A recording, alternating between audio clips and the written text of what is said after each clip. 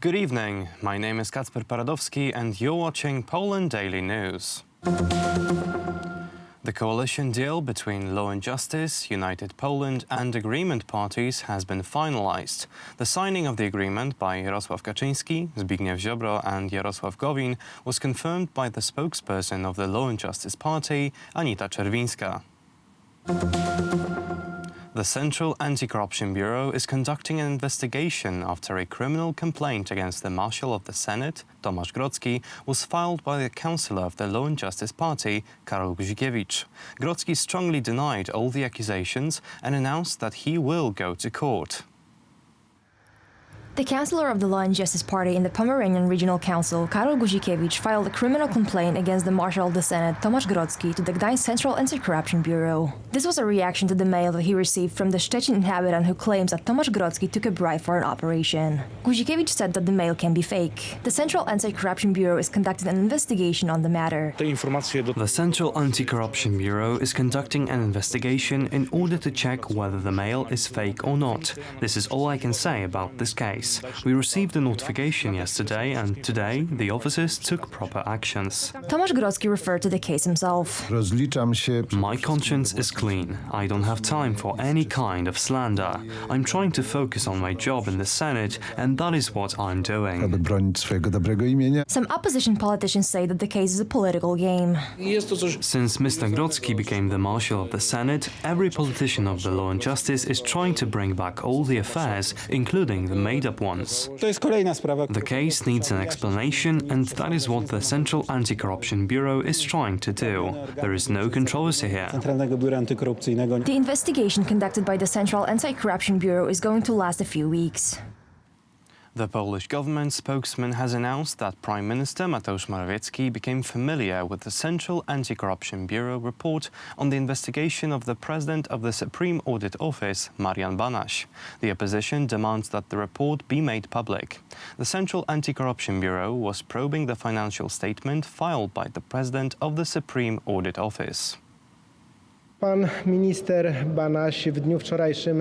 Minister Banaś mocked the Polish parliament when he made an effort to present his own version of his own responsibility and accountability. This is in direct relation to the investigations of the Central Anti-Corruption Bureau and other special services, which were to probe if the President of the Supreme Audit Office, Marian Banaś, is fit to continue to hold his office. Until now, the public opinion is kept in the dark as far as the result of those investigations. We do not know if he is fit to be in such position and that his past does not influence his decisions. I jego przeszłość nie wpływa na podejmowane decyzje. I am not the spokesman of President Banaś, nor am I the Supreme Audit Office spokesman. I think that after the results of various investigations will be available to the public, he himself will make his summarized statement. Yesterday, Marian Banaś took part in a session of the State Control Committee of the lower house of parliament, which was to vote on recommendations to the VP positions of the Supreme Audit Office. During the session, the president of the office, Marian Banaś, was subjected to many questions in regards to his financial deals with the property in Krakow. He did not answer any questions and used the session to read his statement claiming that he has been subjected to libelous attacks by the media. Parliamentary elections in the United Kingdom are to take place on December 12th. The polls indicate that the Conservative Party, led by Boris Johnson, are favourites to win. However, according to political analysts, the Tories cannot be certain of getting the majority, which would allow them to put a definite end to the issue of Brexit. The polls indicate that the ruling Conservative Party, led by Boris Johnson, may win the majority, claiming 359 seats out of the 650 available in the House of Commons. At the moment, the Conservatives have to be regarded around 66% chance of winning, clearly the favourites. But they're still not so far ahead, given what they will need to get an overall majority, that we can rule out the possibility that there might just be a hung parliament in which they don't have a majority. And that still might be around in 1 in 3 chance. But there is no doubt that the Conservatives are favourites to win this election. They've been ahead in this election throughout. According to the polls, the Labour Party would come in second place with 211 seats in the Parliament. The last place on the podium is up for grabs for the Scottish National Party with 43 mandates. In 2017, voters had kind of thought that Jeremy Corbyn wasn't very good, then discovered that perhaps he wasn't so bad. So he had this remarkable transformation in his ratings. But all of that's gone. Political analysts say that the trends found in the polls are not a certain indication of what is to come in the realm of British politics. And this election is essentially a binary election in which either Boris Johnson gets an overall majority, in which case he will have the votes in the House of Commons to be able to deliver Brexit, for us to leave the European Union at the end of January next year, and for us to then negotiate a new future trade relationship with the European Union, or we end up with a hung parliament. The uncertainty is mainly concerning Scotland. The leader of the Scottish National Party, Nicola Sturgeon, wants her country to be independent and to remain in the European Union. Sturgeon has been critical of Boris Johnson. The reality of Westminster control over Scotland is this. A right-wing Tory government Scotland did not vote for. A Prime Minister in Boris Johnson who is dangerous and unfit for office. The matter that has been dominating the election campaign in recent days was the issue of healthcare. The leader of the Labour Party, Jeremy Corbyn, provided documents according to which the Boris Johnson administration allegedly negotiated secret deals with American companies to take over a share of the NHS. Perhaps he'd like to explain why these documents confirm the US is demanding the NHS is on the table in the trade talks. These uncensored documents leave Boris Johnson's denials in absolute tatters. Voters need to ask themselves some very serious questions. Is the NHS safe in Boris Johnson's hands? We've now got evidence that under Boris Johnson, the NHS is on the table and will be up for sale. This is a complete diversion, that the NHS under no circumstances will be on the table for negotiation, for sale. Look at what we're doing with the NHS. We're funding it massively. And the reason we can fund it massively is because we believe, as One Nation Conservatives, this is a new government with a new approach. The elections in the United Kingdom will take place on December 12th. That is all for tonight. Thank you for watching. Stay with us for Poland Daily Business. Good night.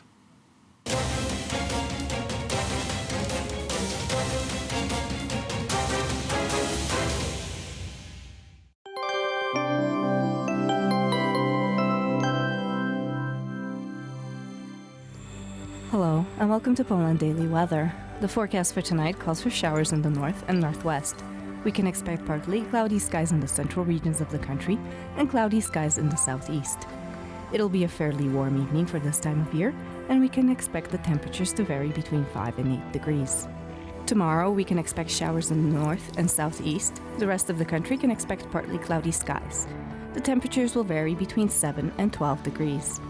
The next 3 days will bring a dramatic rise in the air pressure and a drop in the temperatures to around 1 to 3 degrees above zero. On Sunday, we can expect the first snowfall in the northwest, and by Monday, the front will move towards the east, reaching the southwest, central, and northeast regions of the country. That is all for now. I thank you for joining us, and I invite you to stay with us for Poland Daily Business.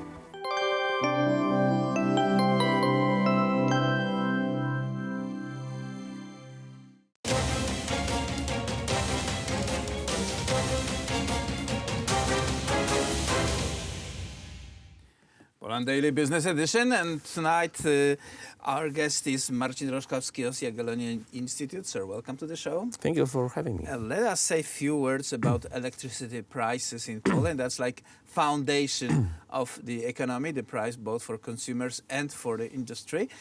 And as consumer, we pay less than, for example, the citizens of Germany, but as an industry, we pay significantly more. Is that situation to be continued? Can Polish government do something to reduce that price? Okay, so the prices in Poland for the households are protected, and there is a consensus to protect these prices. It's called the G tariff, and all the certain tariffs under households are protected. And this kind of consensus is present. Everybody accepts this approach of the government. Also, the opposition party support this kind of support. The problem is with the rest of the economy, because Polish energy sector is heavily dependent on coal generation. Whether it's lignite or hard coal, it's more or less 80%. And it's heavily influenced by the rise of CO2 emissions, which actually brings the Polish competitiveness of Polish energy sector to a very low level. So generally, the prices for industry, the prices of energy for industry, is higher in Poland than, for example, in Germany, which actually influences the competitiveness of Polish economy as a whole. So generally, the problems are there. So the energy transformation needs to speed up, especially that the coal sector is also having its trouble. For example, the lignite mines are running out of coal, and in mid-30s they will be exhausted. And also the hard coal generation, based on Polish hard coal, is suffering because Polish coal production decreases more or less 3-4% annually. Right, and but the coal price is actually rising. The new plants are being added to the system in China and in India. But new plants in Poland, the last one is being built in Ostrołęka with a lot of trouble, which actually the financial closing is not there. The coal consumption, the hard coal consumption is not decreasing, but the production is decreasing. So generally we are digging up the coal that is more and more expensive. That's true. There is also an idea of European Union. We heard from Ursula von der Leyen, the new chief of European Commission, that the climate change is something that will be addressed, and that's one of the first or the most important things which this Commission will do. Next year, there's a plan to have our own European Green New Deal, like one of the American senators is proposing. The European Green New Deal is based on a further reduction of emissions, which actually means that the 40% reduction will be replaced by 50% reduction by the year 2030, which actually will heavily hit Polish energy sector and Polish competitiveness. So the energy transformation is necessary. More or less you could see that or hear that during the expose of Prime Minister Morawiecki last week. He was addressing the climate issues and also energy issues with the high attention because these prices will be rising. There is an impulse of these prices to be rising as long as we generate energy on coal in such a large quantity. There is also new ministry. For the first time in history, Poland, we have a climate ministry. And do you have an idea what actually this ministry will do? I think the climate minister will serve as a kind of interface between what is happening in Poland and what will be the negotiation position of Poland. The minister is Michał Kurtyka. He's a former president of COP24, COP24. So the United Nations agenda on climate policy is what he was managing for the time being in Polish government. He was also the deputy minister of energy and also deputy minister of environment. So he is experienced in selling the Polish agenda, but generally there are more than 5 or 6 ministers or deputy ministers concentrating on energy, because there is also kind of a treasury ministry, which actually also has a deputy minister for mining sector, for oversight of the Polish utilities as state-controlled utilities producing energy. There's also Madam Minister Emilewicz, responsible for the rest of the economy. So there are several ministers coordinating accelerating the work on energy transformation. Let's see how it turns out. Having one minister for energy had its own, let's say, benefits and problems. Polish proverb in this case is, if there is too many cooks, you will not have anything to eat. There's a very good German word for that, and the answer is Jein. So it's yes and no in one word. Well, we will see. That's very interesting development, definitely, and will concern very much the Polish economy in the upcoming years. Sir, thank you very much for this conversation. Marcin Roszkowski of Jagiellonian Institute was our guest tonight.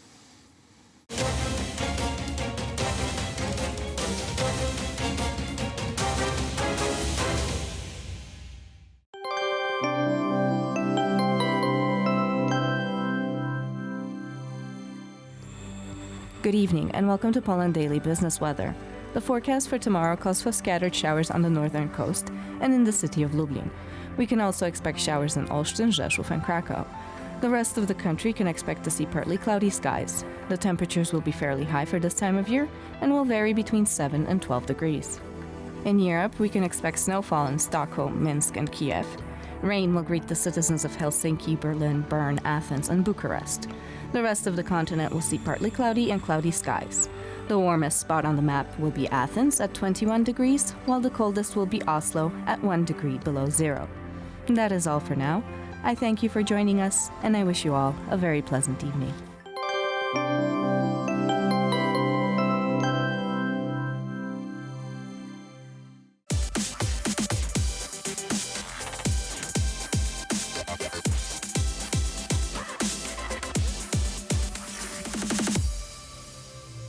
Good day, everyone. My name is Maria Kądzielska, and this is Poland Daily Culture. He used to be the member of Knesset for Israeli Labour Party, the Secretary General for Labour Party, and the Deputy Speaker of Knesset. He's one of the Israeli politicians who most often visits Poland. Ladies and gentlemen, meet Yechiel Bar. Hello, nice to meet you. Thank you for being with us. My pleasure. But before we start the interview, let's listen to part of his speech. Today, what I want to see is a true commitment for a brighter future, also based on an honest and truthful look at our past, the good and the bad alike. So I promise to do all that I can to improve and to push forward the relations between our two great nations. It's important to Israel and it's important to Poland. Yechiel, the image of Poland in Israeli media is very different, and we usually don't even realize that we got a lot of criticism of things which are natural for us, for Poles, or well known, but for Israel, they differently look at things. How do you think we Poles, what we can do to change this approach and to change this image of Poland in Israeli media? Well, I will split my answer to two. One is how we see you politically. So usually Poland is supporting Israel, for example, in UN resolutions, in different attempts of bad countries to demonize Israel. Usually Poland voting with Israel, and I think it should be the case. It's not always easy, I know, but I think that politically we should improve it, including getting Israel and Polish politicians to be better friends and know each other, because sometimes people from both sides said stupid things about the other side, maybe because they don't understand, maybe because they think it's popular. Maybe a politician in Poland thinks that it will be popular to, I don't know, attack Jews or Israel, which of course it's wrong. And the same is going for Israeli politicians that may think that it's popular to say that Poland is the blame of the Holocaust, which is of course also not true. So on the political side, we have to be very careful, and we'll have to treat each other with respect. Definitely having such a long and dark history together under the impact of the German Nazis. But I think we should also, to your question, how can we prove it? I think that Poland and Israel should show each other the beautiful side of our countries, not only concerning to the war, to the concentration camps, to the World War II. Poland should market the beautiful sides of Poland in Israel, show Israel what you have to offer when we're talking about culture, about art, about food, about sites. I can tell you that one of my last vacations was in Missouri, in the Thousand Lakes area. I never thought to go to a family vacation in Poland, but actually I hosted in the Knesset a couple of weeks before a Polish minister. I will try to remember her name, and she told me, have you ever came to a vacation to Poland with your family? And I told her, yeah, you know, I have a little kids, I don't know what I have to do in Warsaw with them. And she told me, you don't have to go to Warsaw. We have amazing nature in Poland, like Missouri, and she even Googled for me some places and hotel, and I said, wow, and I showed it to my wife, and we spent 10 days in Missouri in the nature, which is most amazing, all these lakes and waterfalls and trees and, you know, ride horses and see the nature and the animals, and this is things that Israelis, for example, don't know. So for Israelis, in the bad case, Poland is, you know, Auschwitz and Majdanek. In the good case, it's also Warsaw, but they not necessarily know about Krakow, which is amazing place, and definitely not about other areas. So I think we should make some effort to show the Israelis what you have to offer artistically, culturally, nature, everything that tourists from Israel, and they love to invest and they love to go abroad and have fun, and I think that Poland can offer it, and the same goes for Israel. I think that you know, Israel is not only Jerusalem and the holy sites. I know you have here a lot of Catholics, and they're coming to Jerusalem and go to this and that church, but Israel is much more than Jerusalem, and we have a lot to offer, mainly a lot of sun and good weather, by the way. And you are welcome in the very dark, in the very cold periods of the winter. Come to Israel and feel warmer. So it's an effort that both of us should invest as government, as people, to recommend our friends, each other's country. It's only 4 hours flight and very easy. You have many El Al flights, Warsaw and Tel Aviv, and of course Lot and maybe other companies. So it's very easy and it's pretty cheap to fly to Israel and to Poland. So we should put more effort on marketing the beautiful sides of each country to the other country's residents, and it's possible. Can we offer, as for example, Polish government can offer anything to the teenager trips, the Israeli teenager trips where they are coming? For example, that they visit Polin Museum, or that they see some other places in Poland, also showing good sides of Polish-Israeli relations, or history, or common history for a long time? Well, I think it's a great idea. I cannot take decisions for the Polish government, but I think that if if we were in charge of the schedules of those trips, okay, we are in charge. So, what we would do? Yeah, I do think that there is a mutual interest for these kids that are coming here, thousands of kids every year, to go, for example, as you mentioned, to the Polin Museum, to see 1,000 years of other history, because this dark history that we're having in Poland, it's during 6-7 years out of 1,000 years of Jewish life in Poland. So when I came for the first time, even knowing that I had a family here in Poland before the war, and I saw these 1,000 years of Jewish life here, I was amazed. I didn't know how amazing and big and rich the Jewish life was in Poland, and such a huge community of different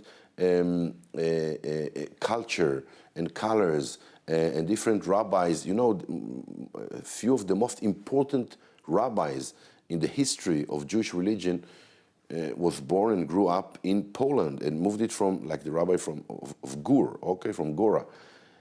Or Elimelech from, there is this Oleg of Elimelech, so his tomb. Yeah, there is a lot of tombs here. A lot of tombs here and graves of very, very important and holy rabbis that are buried here, and their sons came to Israel and continued their communities in Israel and even in New York and Brooklyn. So huge Hasidis group that today live in Israel or in Brooklyn or in other places in Europe started in Poland. So the Hasidism movement, the core of it is here in Poland. So this is something that our youth, but not only our youth, also older citizens of Israel, they know it as some kind of knowledge that they have back here, but when they are coming to the Poland Museum and they see the rich history, the huge and long history, this is something that we should also remember. Unfortunately, the history of Jews here ended in a very brutal way in these 6-7 years of World War II, but 1,000 years before, and throughout this entire period, we had a kind of wonderful life here and very rich and colorful life. And this is something that, so if the government of Poland can support this kind of an extra trip that will be connected to the trip to the concentration camps, to the Poland Museum, or also maybe to other places in Poland or in Warsaw, it will be great, but this is for the Polish government to decide. So it is a message to Israeli youth. When you come to Poland, don't think only about the concentration camps, but look, for example, at Poland Museum and think about 1,000 of common history that we share. And thank you for watching Poland Daily Culture.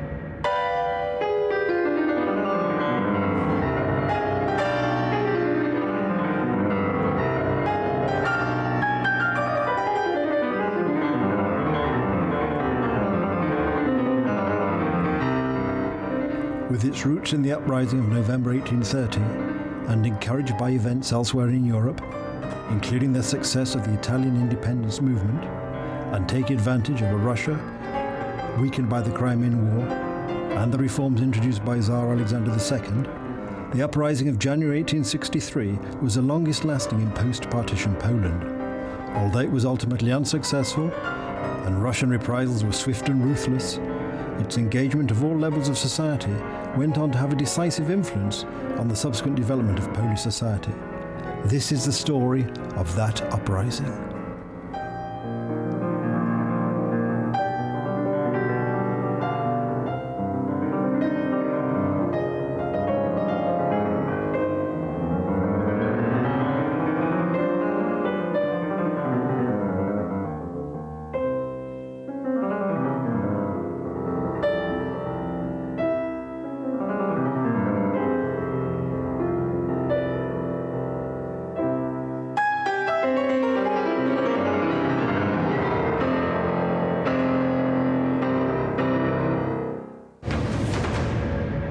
And so generally, and in 1864 now, Alexander II was persuaded that one of the ways of undermining the revolutionary fervour of the peasantry was in fact to grant them something slightly better than they'd been promised by the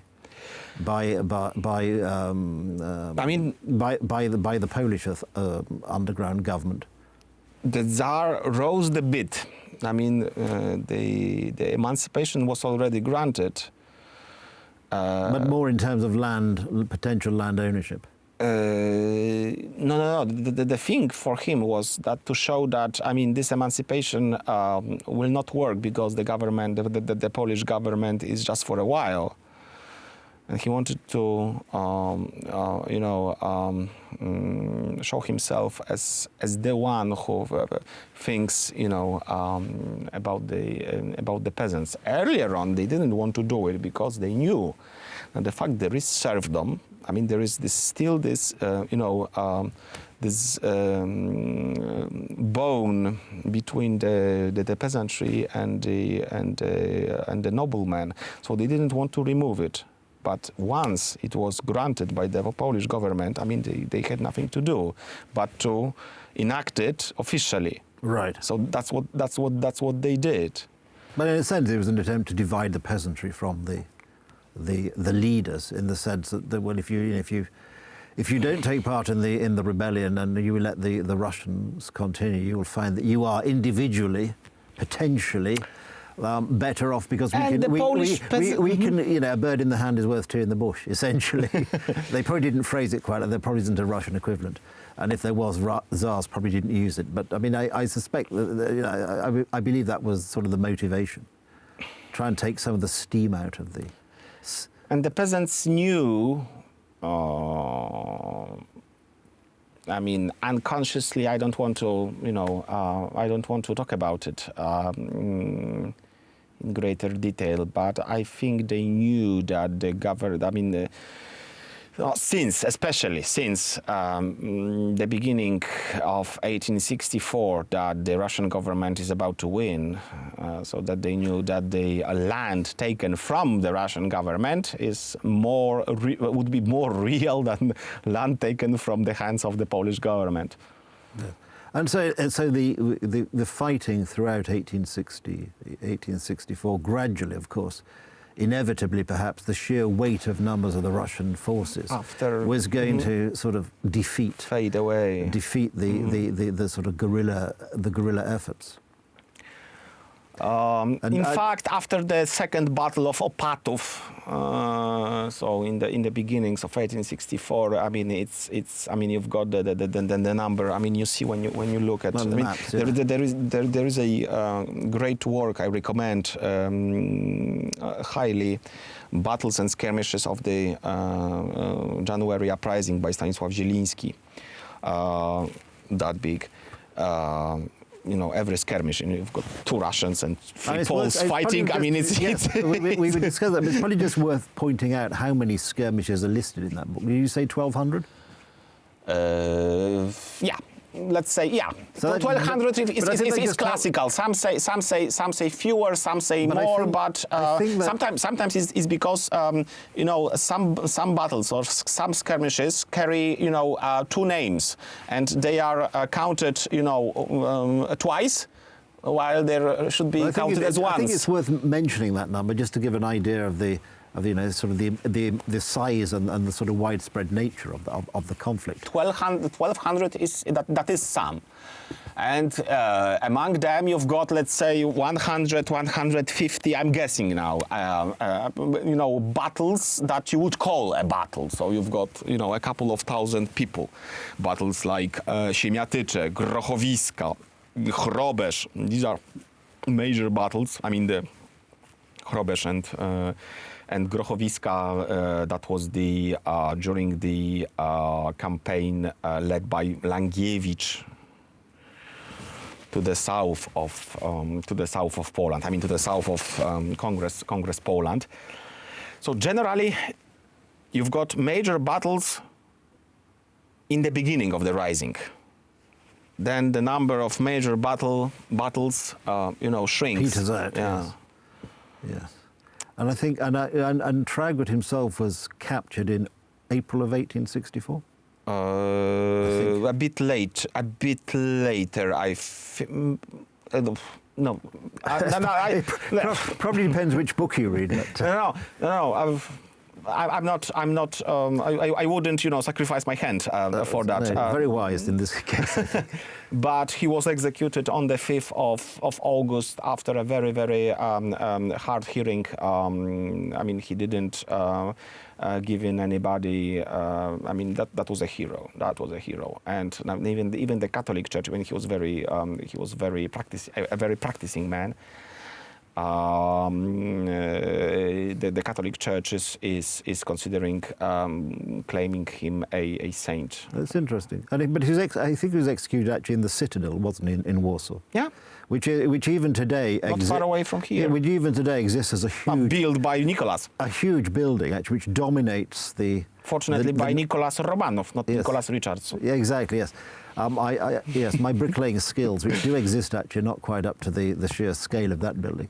But if you come to Warsaw, you see this building still exists today. It's a huge brick edifice dominating the northern part of the northern And you've got the gate number 10, famous for executing Polish patriots. I mean, if you haven't been there, I mean, go there. Because it's probably worth pointing out that this is where is going to be the new place where the Warsaw Military Museum that's currently in the centre of town is going to move there. The Polish Army Museum. I like the previous one, but you know,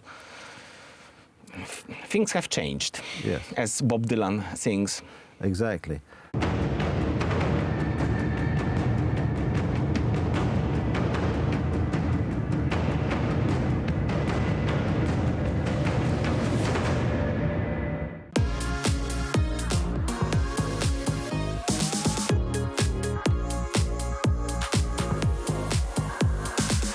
Hello and welcome to Poland Daily Travel. In the next series of episodes, we're headed south, that is south of Warsaw, to the Świętokrzyska area. Here in the Holy Cross Mountains lies the town of Sandomierz. It's an extraordinary place, still exuding its medieval flavor. Its tilted marketplace is remarkable. I've never seen one like it. Talk about the Leaning Tower of Pisa. This whole marketplace is leaning. From the medieval Opatów Gate, you get a good view of the surrounding area, with the Vistula River stretching off in the distance, both north and south. There are many mysteries in Sandomierz, including hundreds of meters of underground passages. There's also a personal favorite, and that is the recreated medieval armory.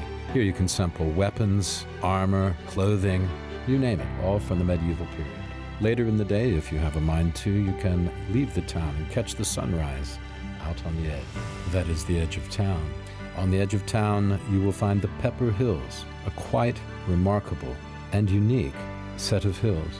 Hundreds of millions of years old, the Pepper Hills are a perfect place for hiking and just relaxing. It's a marvelous preserve of ancient habitation and the perfect place to watch the sun go down. So come along with us to Sandomierz. It's quite unique. I'm willing to bet you've never seen anything quite like it. So watch Poland Daily Travel. After all, we do it for you. So take a little bit of time and like us on Facebook or on YouTube. And if you're really daring, subscribe. That's Poland Daily Travel. Hello, everybody, and welcome to another exciting edition of Poland Daily Travel. This time, we are in the Knights Armory. It's a recreation of a Knights Armory here in the beautiful downtown Sandomierz. There is no downtown, but it's still beautiful, beautiful medieval Sandomierz. I am joined by our expert in arquebuses. This is an arquebus, and all other things. You're supposed to put this in the ground, then you put the barrel of the gun, and then you shoot. That's why I'm holding this. It looks rather odd, doesn't it? Anyway, Łukasz Velik is the proprietor and manager, etc., of this here place. Łukasz, thanks for being on Poland Daily Travel. You look amazing. What are you wearing? It's incredible. Basically, I'm a crusader. So, hello, my name is Luke. And, you know, in Armory, we show the living history. Instead boring lesson, boring explanation like from internet maybe, without the touching, it's still knowledge. But in this playground, you have this opportunity to feel more. So it's interactive, as they say. Yeah, exactly. So this is part of knowledge. When you grab stepping something into the past. Exactly. We love the history. We watch the movies. We play on games. So and recreating battles is a huge thing. Exactly. So without the touching, it's still knowledge from screen. It's still part of knowledge, but without the experience, it's quite, I don't know, I can't say boring, but still, I always said something about armory.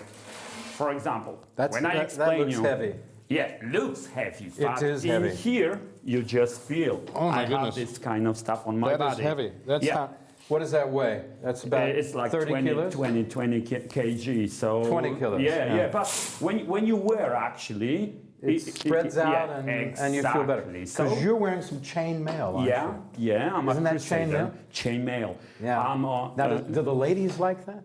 No, do you get a lot of ladies when you wear chainmail? I'm just curious. No? It's not practical. No, if you it's want not really to be practical. fresh without chainmail, it's But it more doesn't. The possible. ladies don't like that machismo. They go, "Oh, that's the night for me," or something. But this is quite knowledge about my money. So I'm a rich guy. When I dress, when you have that kind of chainmail, exactly, because not every Tom, this Dick, is and Harry noble, can afford that. Noble caste. You're a so noble. Of course I'm a warrior. So but not actually, all knights were rich. Yeah. It's actually they were not all rich. I can go to Holy Land and make some money. Yes, of like course. the samurai, they were not always rich. Yeah, but often they were not rich at all. But it's simply connection, money and war. That's why we talk about this money. If we talk about armory and my dress, so is that like, chainmail signifies you're a wealthy man. Okay. Yeah, and probably rich, and this kind of stuff give you man. some kind of self-defense. Okay. If we talk about my dress, I explain details of history. Please do. I'm a crusader. And this is the 12th century when Sandomierz was actually a capital city. That was a history of my country when Bolesław Krzywousty decided to give each part of Poland each son. And Sandomierz land, and Sandomierz is the capital city. Henri Sandomierski go to Holy Land, one of prince of...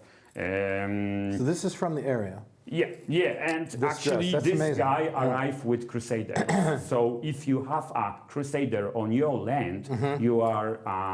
This is a big deal. Yeah, big deal. So this Crusaders is the were really century. I mean, these were considered the superheroes of the time, or the athletes of the time. Yeah, that was the police of God. It was a big deal. If we talk about the road pilgrims go to Holy Land, that was a dangerous. Okay. So this is a protection. But of course, these guys send the message about Christianity. So this is a self-defense, but of course, spirits to explain. This is the Christian law. So we keep the peace between the Christian and Muslim.